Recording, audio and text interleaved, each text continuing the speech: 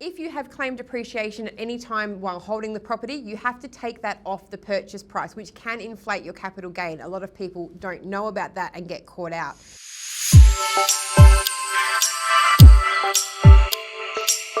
So Michelle Maynard, financial commentator from the Carbon Group, is with us today again.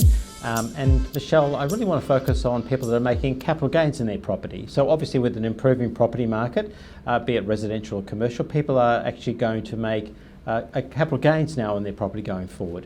In this regard, is there a difference between a property that you occupy as your home versus a property that's an investment property that you realise? So if you have lived in the property from the minute that you bought it to the minute that you sell, that is capital gains tax exempt, no tax payable. But if the property has been income producing for you, then yes, there will be capital gains tax that you have to pay upon sale if you sell it for more than what you purchased it for. And is there a sort of time implication there, whether I've lived in the property for 6 months or 6 years? Does it make any difference? So if the minute you purchased the property, if you moved in and lived in it for a period and then it became income producing, you'll only pay capital gains tax on the portion when it was income producing. And there is something called a main residence exemption that you can claim for up to 6 years after it became income producing. But there's a whole range of things that you need to consider if you're going to use that.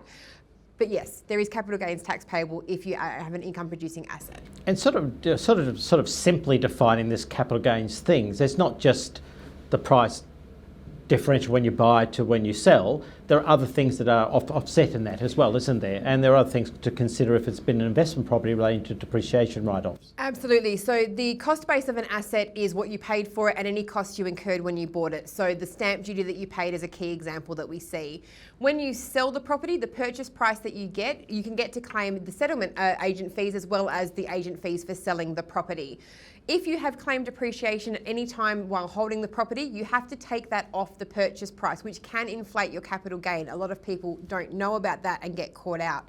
So the difference between those two becomes what your capital gain is. There is a capital gain 50% discount if you hold the property as an individual or in a trust and you hold that property for longer than 12 months. But not a company. But not a company. Self-managed super funds get a 33 1/3% discount. And in terms of just inflation, does that have any bearing in terms of calculating the capital gains? There is. You can do an indexation method which takes into account inflation, but most people use the discount method because it gets them the better return. Advantageous.